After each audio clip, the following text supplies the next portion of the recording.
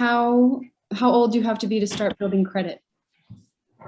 Well, my son is 16, and I started building his credit because I made him a secondary holder on my credit card. So I personally believe the earlier the better to establish credit. So then when you're really ready to use it, you have credit history. And that's, to me, one of the most, if not the most important thing in your credit report is credit history, because it's your report card. It's basically, people are looking at it to see, how reliable are you to pay back the loan or the mortgage, whatever they're about to do business with you. So if you can show you've had 10 years of good credit history, that's a good sign versus 1 year or 2 years. So I'd say the earlier the better. So annual percentage rate is basically the interest rate that credit cards are going to charge you for what? Does every transaction warrant an interest rate on it? How can you avoid that? Does anybody know how you can avoid from paying an interest rate on your credit card? How to avoid paying interest rate? How to avoid paying interest on a credit purchase, something on your credit card. If they're saying it's 29% interest, 19.99% interest, 14.99% interest, how can you avoid ever having to pay that interest rate? Because I can tell you, for Jeff and myself, I'm not concerned about that rate. I'm more concerned about what other things, the attributes the card has to offer. Can anybody tell us why we're not concerned? All right, well, I'll answer the question. Everybody seems awake today. Let's wake up, everybody. The reason why is because we have, every credit card comes with a 30-day grace period, meaning that if you pay the balance off within 30 days, you don't have to pay any interest on the card.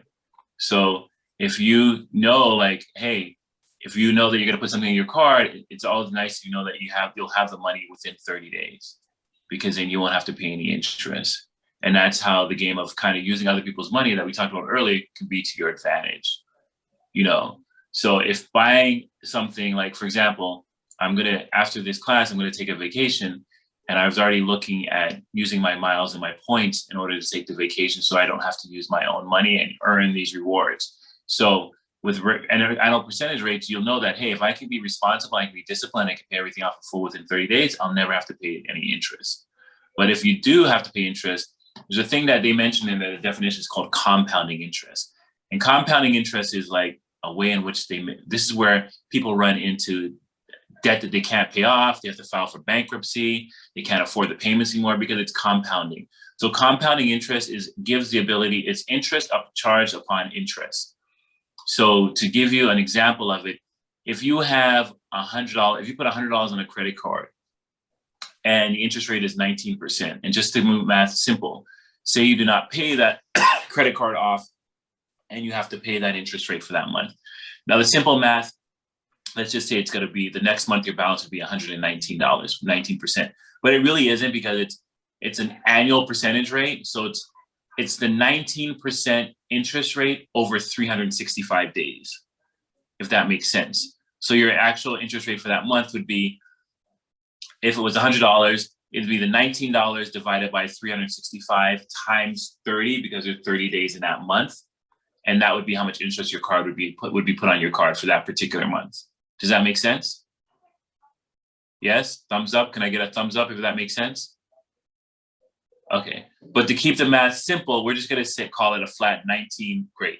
We're just gonna say for that particular month, you were charged $19 interest. So your balance, so if this happened in January, your balance in February then would be $119 owed to the bank, correct? So now in simple interest, for February, they would just charge another $19, which would be 19% on the original principal of $100. But with compounding interest, what they do, they charge interest on top of interest. So that if your balance went to $119 because of interest, now they're gonna charge you 19% on the $119. So that would, instead of being $19 now, it'd probably be somewhere like $25. And then your balance would be $100 plus $19 plus $25 for March, which would be, if my math is correct, $144. And then you're charged 19% interest on the $144. So you see, this is why even places like retail stores, Home Depots, The Gap, they're always encouraging you, hey, have you applied for our credit card? Have you applied for our credit card? Because think about it. I'm sure they have a huge amount of customers that they're making money off because of compounding interest without even selling them anything, without even providing them anything. Initial purchase, yes, they initially may have went into the Gap and bought 3 shirts, but if you don't pay the balance off in full, if you keep carrying it over, you're going to be charged interest on it, compounding interest. That shirt that cost that you may have thought you got on sale for $10 down the road could wind up costing you $60 because of the interest accumulated with that. So you really want to pay attention to understand annual percentage rate is a compounding interest rate, okay? And there, the next definition, compounding interest. It's calculated not only on initial amount borrowed, but also on, also on the accumulative interest from your prior periods. Does that make sense again, everybody? It's very, very important to understand this. I don't want to race through it. If you don't, I'll give you another example. Does everybody understand compounding interest? Thumbs up again. Whoever doesn't, just let me know. Okay, getting some thumbs up. Assuming everybody else is in agreement. Okay, wonderful. Okay, so let's talk about now balance. Tyshawn, can you read me out what the balance definition of balance is?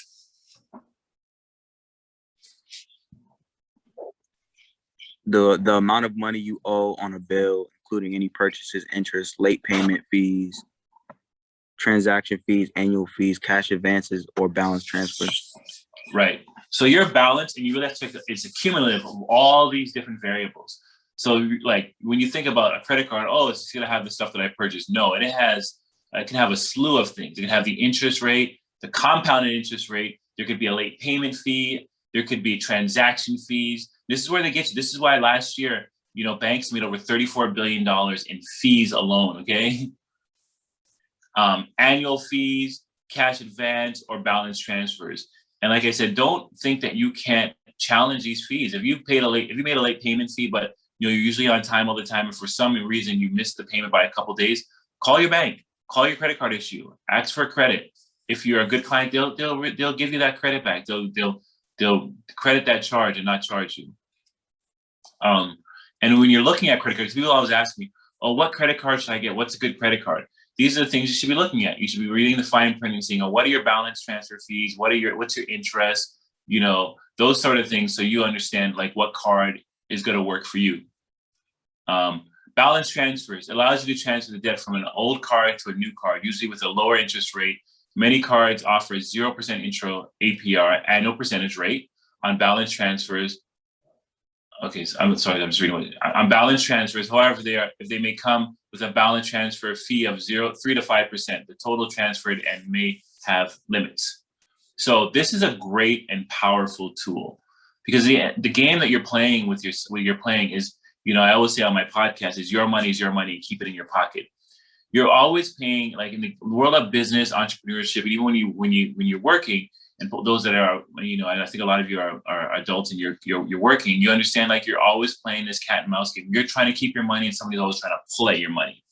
So balance transfer to me and I've known as a tool that, hey, you can move your credit card balance from a card that is charging interest rate to a card that's going to charge 0 interest for a short period of time. Right? And you can take advantage of that. That could be huge savings. That could be hundreds, maybe thousands of dollars of savings every year or month, depending on what your balance is. And, I've always used balance transfers. If I need to, if I'm in a cash squeeze and I know that I don't have the money up front to pay within 30 days, I'll do a balance transfer. And if you're going to know that, hey, by the end of the month, I'm not going to be able to pay this card in full, then by mid-month, you should look to do a balance transfer. And how can you look? Just Google, 0 interest credit cards and apply. You can apply online. And if you get approved right online, you can transfer the balance. Yes, do some charge a fee of transfer fee of 3 to 5%? Absolutely. And you just have to weigh the cost of the fee versus how much interest I'm going to pay on this balance. That's kind of where you should weigh your options. And then once you get that balance, once you're able to do that balance transfer fee, which is it's exhilarating feeling, it'll tell you how long it's going to be 0% because they're called teaser rates. So they're really trying to get you under their books. So you'll know how many months you have before the interest rate will change. And then you should plan out that you're going to make those equal installment payments before the interest kicks in. You have a couple questions in the chat too. Okay, Rachel, if you can always just alert me when there are questions, because so anybody that, I really I'm not looking at the chat as active to see the questions, so don't think that I'm ignoring them, because I'm not. So it's what do you consider for, what bank do you consider for students to use? And then Nigel's, would you say that you can do the same with your bank in regards to an overdraft fee on a checking account? Okay, so let me answer. Oh, sorry. Just to give more clarification in regards to like calling your bank and trying to explain why you missed, like let's just say why your account was in overdraft for more than 24 hours when they charge you that fee. All right, okay, let me get to the first question. I'll get to your question, Okay. Nigel. So the first question is, I just did an episode on like best cards for students, and when I did and this is my personal research, and what I found that was most favorable. And I think with students, with young people, I personally think you should be looking at cards that offer cashback rewards rather than like travel, rather than points for gifts. I think as a student, you want to save as much money as you can, and you want to, so cashback means that, you know, some credit cards have 3 and up to 5% cashback. So that means whatever you spend, you get a 3% cashback, and it's actual cash credit on your credit card statement.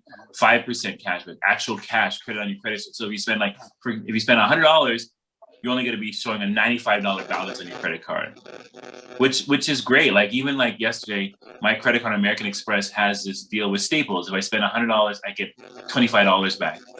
Well, I needed to buy stuff for my store, and what I did is I put it into 2 purchases because I needed ink for my printers at my work, and the ink was like $125. So I bought the ink separate. I told it I want to have 2 separate bills. So I bought the ink separate by itself. So I got $25 back for the ink. So the ink cost me $100. And then I had to buy some miscellaneous stuff. I had to buy paper printer and toilet paper and Windex and that kind of stuff. And it came to $103. Then I got another $25 back.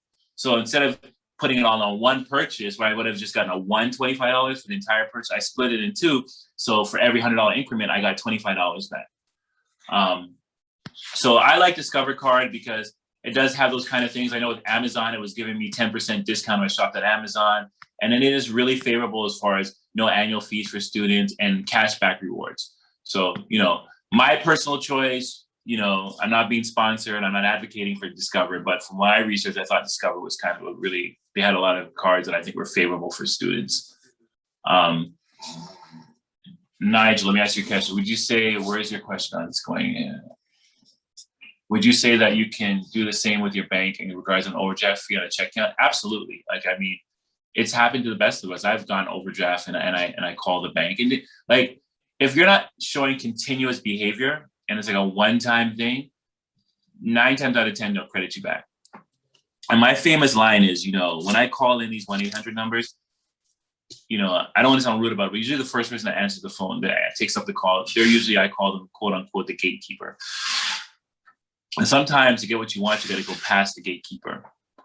And, you know, working in a call center myself, you know, you have the right to ask for a supervisor if you're not getting the answer that you want. And if you feel that the person's not helping the way you want, you can just simply say, thank you, I appreciate your assistance, but I would like to speak to a supervisor. And the supervisor usually has the more ability to credit you back if the initial person on the phone will not credit you back. But if there's continuous behavior and there's a pattern, then obviously they wouldn't do it. But it was a one-time thing. And yeah, I mean, I've gotten credit back for overdraft protections all the time. And if, you know, worst case scenario, if you have a relationship at your branch, you could actually go into your local branch because they have the ability where they have limits. They can be like, they have limits where I don't know what the actual threshold is, but let's just say it's $100. They can do a miscellaneous credit back to your account for anything under $100, and they have the ability and the authority to do that. So if you're not getting the answers on the phone, you may want to just go into your local branch, speak to the branch manager, explain what happened, and more than 9 times out of 10, you'll get a credit. Is that all the questions? Thank you, I appreciate that clarification. Okay, somebody's hearing static. Are you still hearing static? There are specific student cards that Discover has, and it's very more just about the limits and about the cash back and no annual fees, but you don't have to get a specific student card because you're a student. You can get a, you know, I know American Express has American Express Blue cards, which are good cards as well, you know, and it's a really personal thing. Like I said, you know, I like to get cards. Before COVID, I was getting a lot of travel cards because I travel every month. So I wanted a card where I know where I can pile up points for flying, I can pile up points for hotel and those sort of things. But now in this COVID time, I'm gearing towards cards where like the American Express card where I get $25 back every $100 I spend at Staples. I think that's something good. I also have a card where I can use my points at Rite Aid because I'm always buying stuff for my kids. So, I'm switching from the travel type cards to more cards that are everyday practical things that I need to buy where I can save, where I get save on gas, save on this, save on that. And they do add up. I mean, they really do add up and make a difference. So, you have to really look and see what works best for you and your current situation. But I would highly recommend as a student, you more look for the cashback cards. And you're not married to these cards. Like, even the bank, I always say, you're just dating the bank, you're having maybe just having a little rendezvous with the bank, but you don't have to consider yourself married to a bank. That's one thing the banks are able. I don't think they sell it. I just think it's something it's instilled in us that we assume that when we open up an account at a bank, we have to like live or die by whatever that bank does or whatever that in terms of that credit card does. If you're not happy with the service at the bank that you're at, you can go elsewhere. If you're not happy with it, if a better card comes out with a higher cashback return, you move your business over to that card. You may not close the card out, but you apply and get that other card. There's deals and there's people that just find cards where they get $100,000 points to sign up, and they'll use that as a trip. They get 50,000 points there. There's people that are active. I've interviewed people on my show that make a living and travel around the world for free based on just signing up for different credit cards. So, billing cycle, very important. Billing cycle it's not by calendar month, it's by days. A billing cycle is 30 days. And you have to pay attention to it because this may make you have a late payment because you say, oh, every month I pay on the 27th. No, February is the shortest month for the longest history, as we know. And that can make March payment different than what it was in January, or make it different in June. It's 30 days, and then July may be different. So you have to pay attention every month when you get your statement to look and see what is the due date. Don't assume it's the same date every month because it'll vary month to month. Cash advances. This gets the big D. Does anybody remember what the D stands for? Can anybody tell me what does the D stand for? Does anybody know?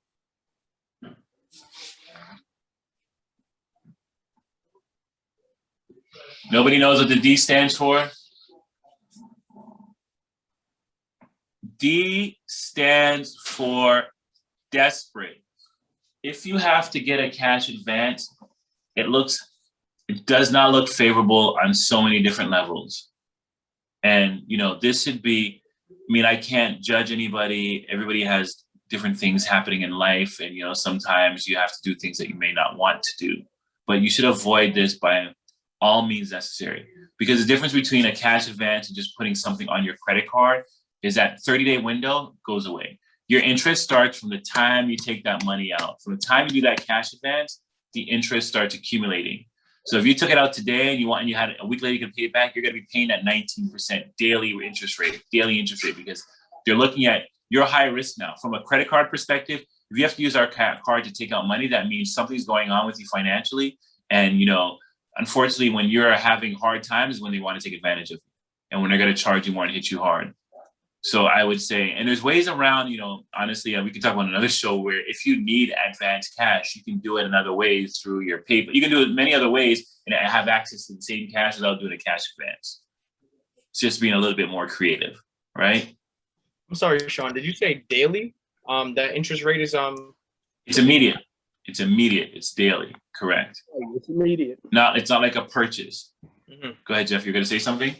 Yeah, the cash advances are, one of the highest interest rates you can accumulate. Even though, they may give you like a teaser rate, once you get locked into using cash advances, it can spiral out of control very quickly. So it's to be avoided as much as possible. Thank you. Thank you for that. And let me just tell you another rule, since Jeff brought up a good point. If you're able to get a special rate, like a balance transfer 0 interest rate for 24 months, or you're able to get cash back at 3 to 5%, or you're able to get $25 on every $100 you spend. Sorry, there's static again. I'm not sure. I thought it was me. Is it me? Good? Are we good now? I think we're good now. I hear some background chatter. I think people, I think people just mute your phones, everybody. You're not speaking. Hello, are we good? Got it. I think we're good now. Yeah, so we want to hear this. One important thing you have to know, if you're getting a special rate, if you're getting a special deal, the credit card has a bonus going on, anything of that. If you miss a payment or late for a payment, it all goes away. The deal is over. You go into the regular terms, regular thing, and all the perks that you had go away. If you earned all these kind of rewards and points and you're looking for them to come on and you miss your payment, they don't give you the points. So you have to understand the rules of engagement is you have to make your payments or everything else goes away. Okay, and so credit line, once again, is a very important thing as well. It's the limit that you have. We talked about you don't want to look desperate, so you don't really want to max out these cards. You want to keep them around, 70% and 30% available. You don't want to show that once again, you're desperate. But if you've been making good payments and your history's been good, you don't have to wait for them to increase your credit limit. You can call them and ask, can I increase my credit line? And more than likely they will.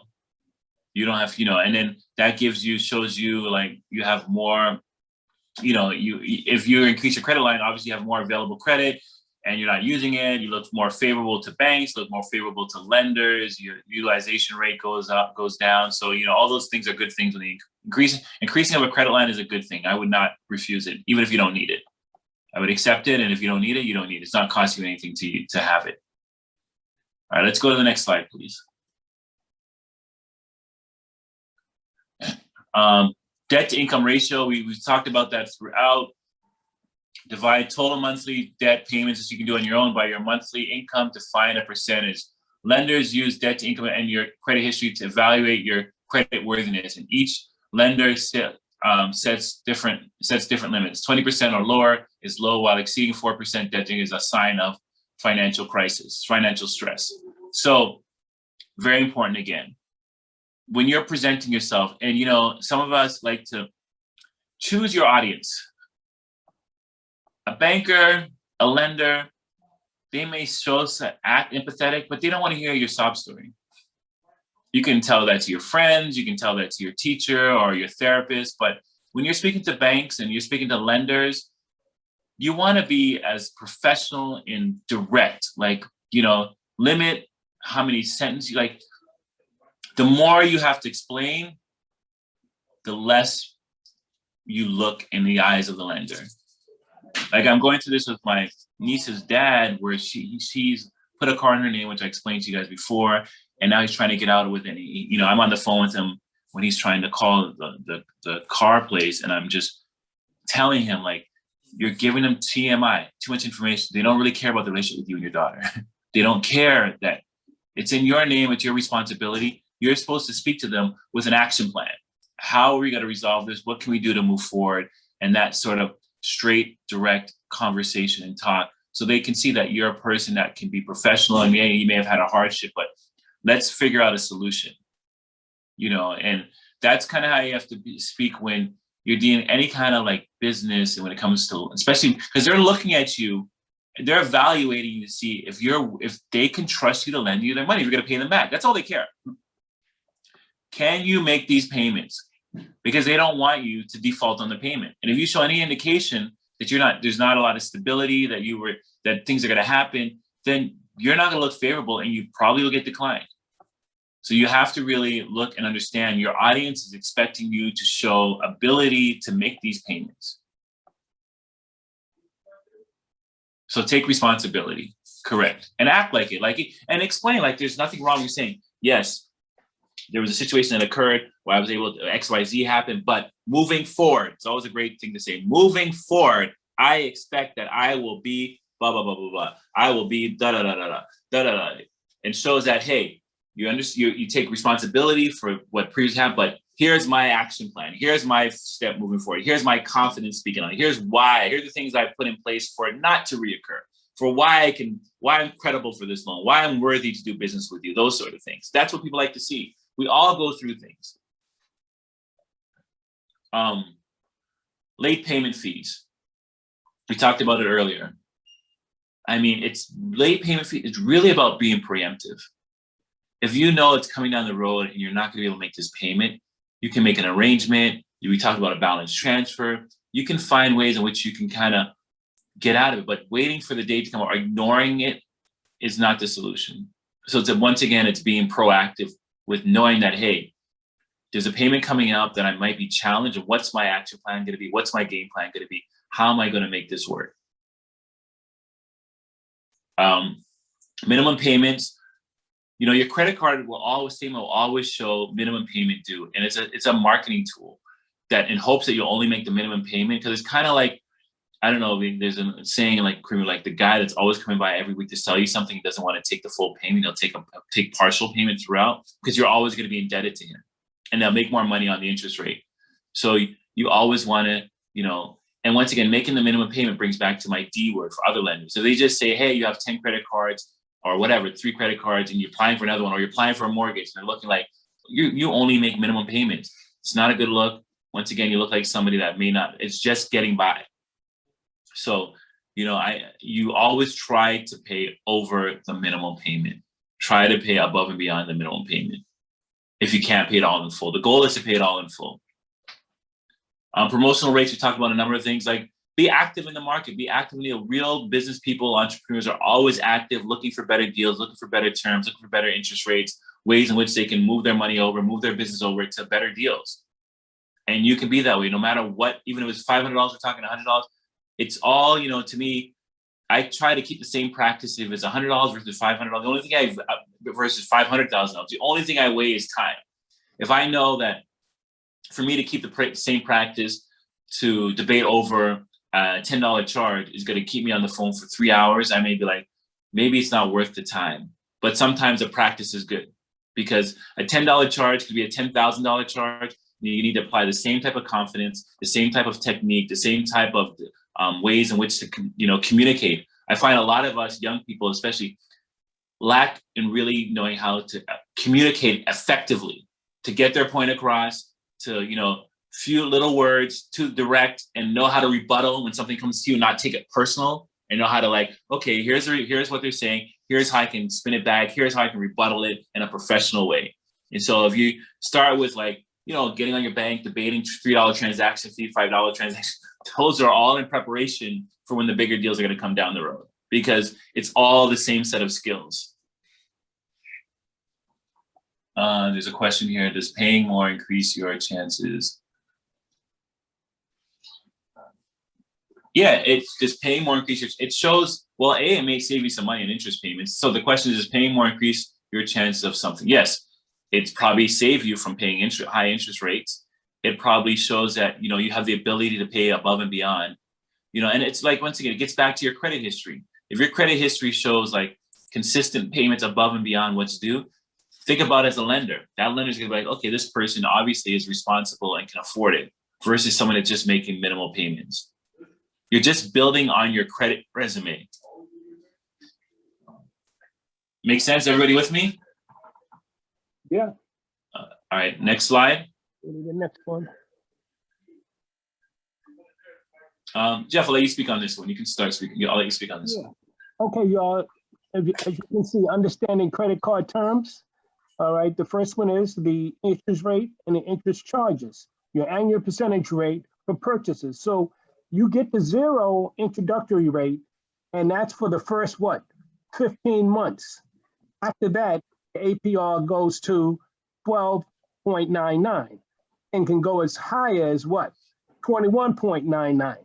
So if you're not really focused on the last one, you can easily end up there if you miss some simple payments on some trivial things you bought. The APR for balance transfer is 0, and this is also part of the teaser rate.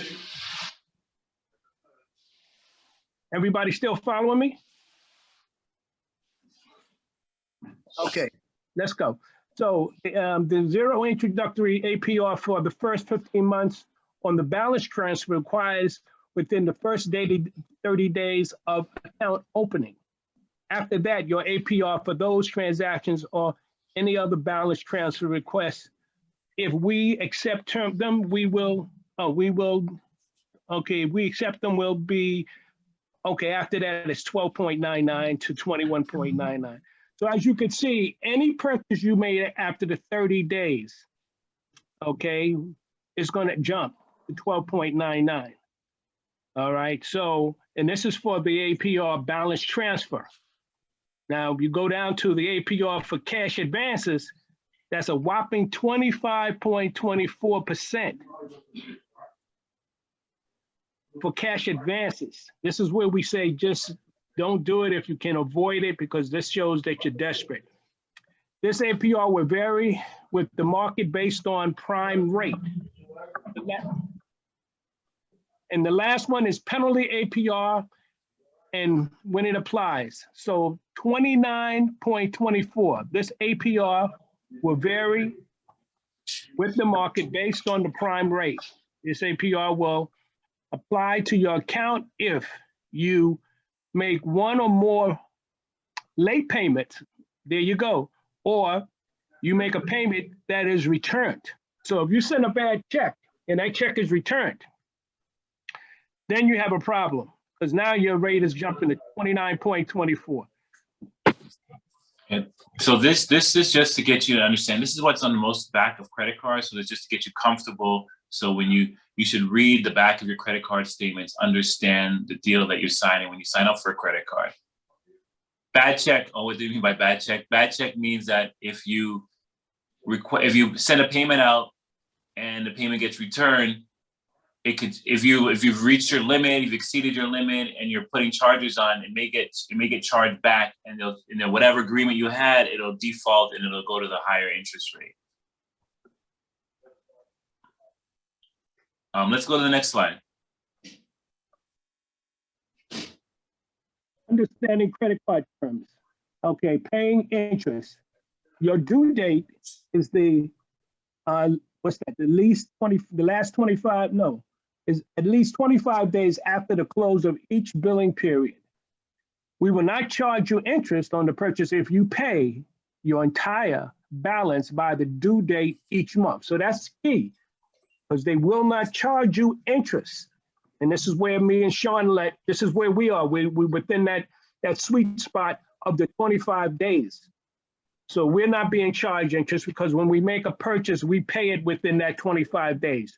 You will begin being charged interest on cash advances and balance transfers on the transaction date. So the transaction date is the day you spend that first dollar. So credit card tips from Consumer Financial Protection Bureau. To learn more, okay, this is just repetitive. Learn more about the effects, consider them applied to your credit card, visit the website, Consumer Financial Protection Bureau. Anyway, so now, as you can see, the annual membership fee for this card is what? Can anybody tell me what the annual membership fee is? The big donut. It's $0. Don't buy cards when you're starting out that has a membership fee to it. There's plenty of cards out there for you to choose from that won't come with a membership fee when you first start out. And other than that, you got your transaction fee, balance transfer, and that's either 5 or 3% of the amount each transfer, whichever is greater. So you would pay a $5 to a 3% amount on the transaction. So if you were transferring $1,000, you might pay a fee of $5, or if you paid a 3% fee, you would pay more than $5. $50. You'd pay $50. So once you understand the math and how it's calculated with each transaction, you'll know what the cost is going to be for you as you go forward. Anybody else? So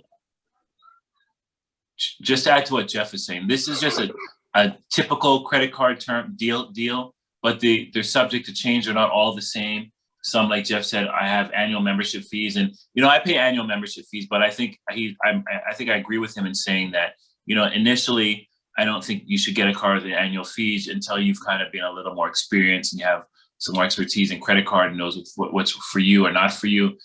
should you really look to get a card with fees on it. Because annual fee cards are great, but you just got to really find the card that works for your lifestyle and has benefits and perks that you can take advantage that outweigh the fee.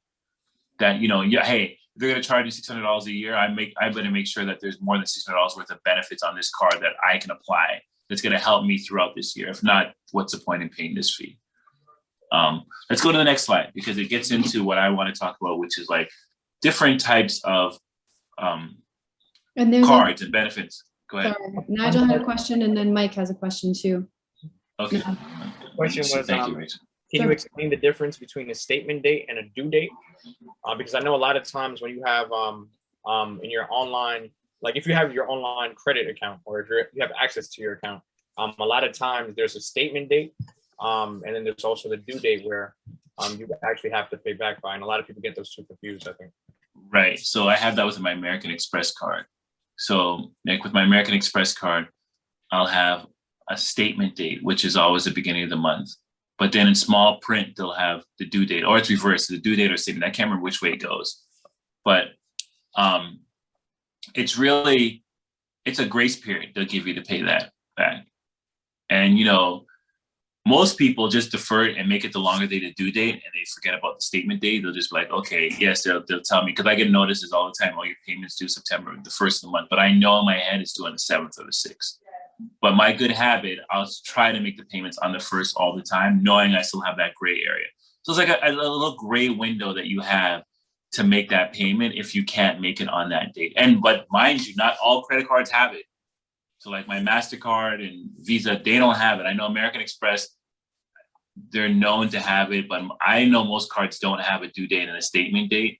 So it's something you have to be mindful of and understand. But once that due date has passed, the statement date has, I don't know which one it goes, I can't remember now. But once the second date has passed, that's it. They're gonna charge you interest. But it's like a gray area where you can still make the payment and not be late. And I'll tell you another thing, which I don't like to encourage myself and tell students, but I'll tell you this. Nothing gets reported to the credit card company in a negative way that's less than 30 days late.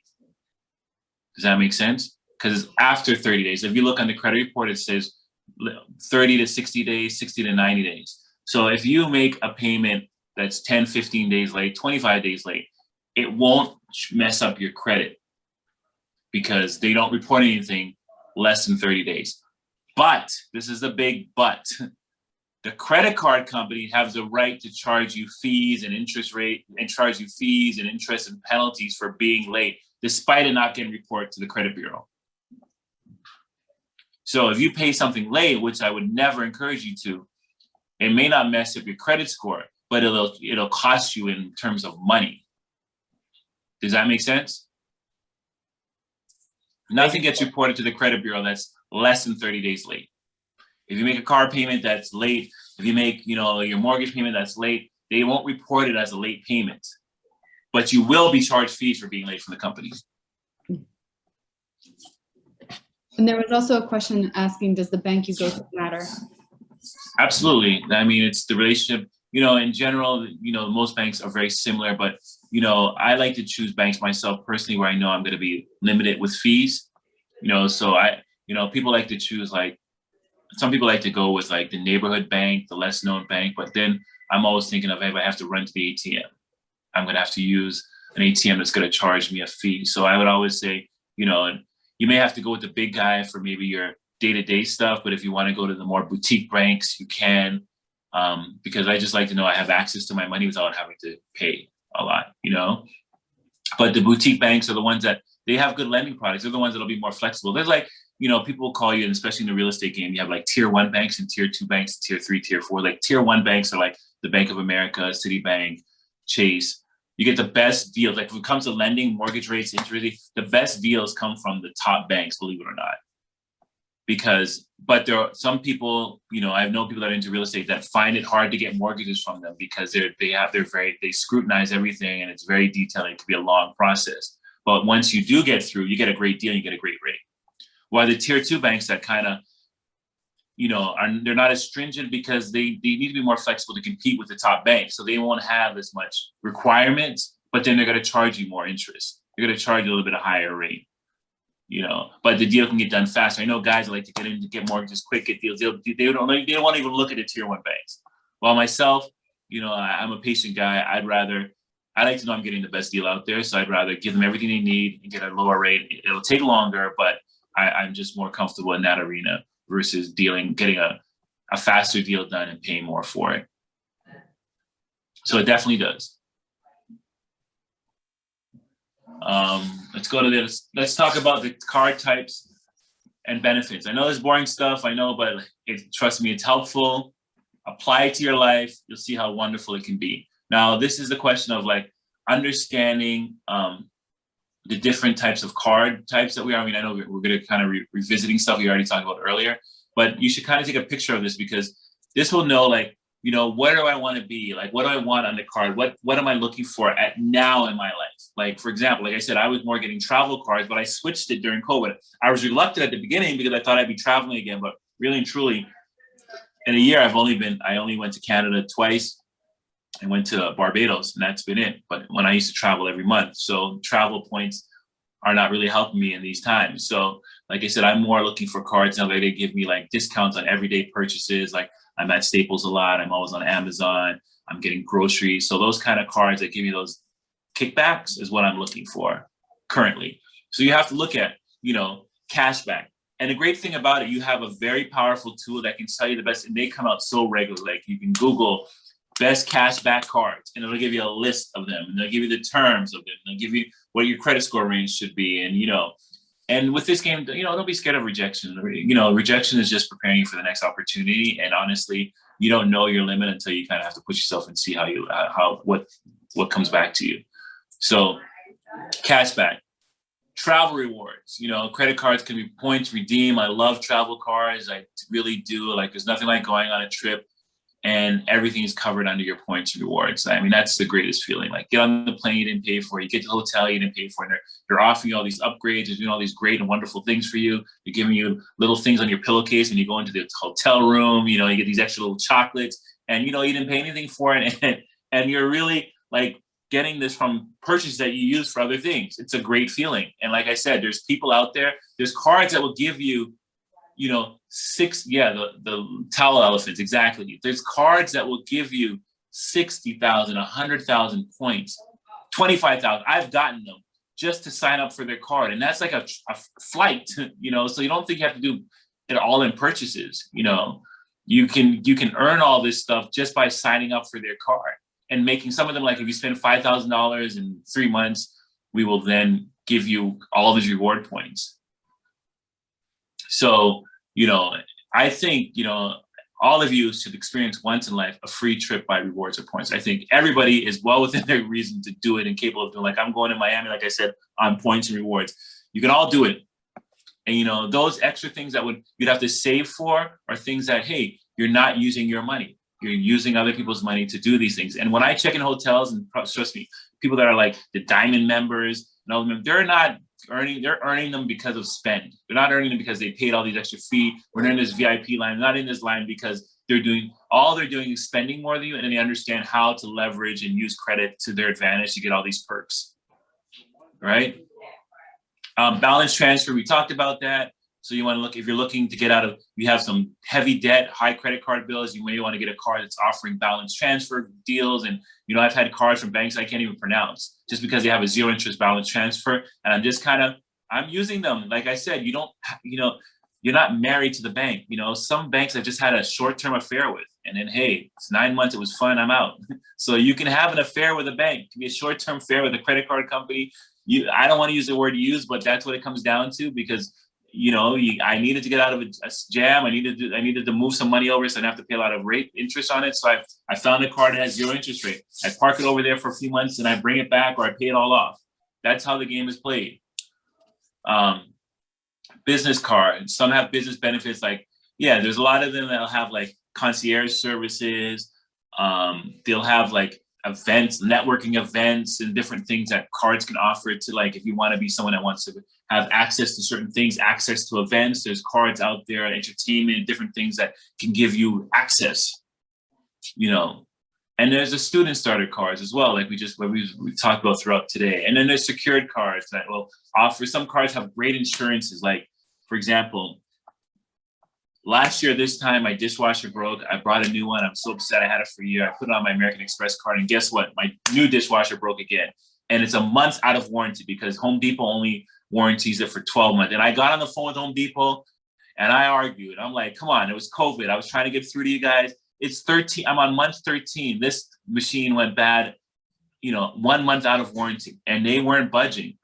So I called my credit card company, American Express, extended warranty service. We cover it beyond a year after your other warranty has expired. American Express covered the extended warranty on my dishwasher. All they did was credit me back how much I paid for it.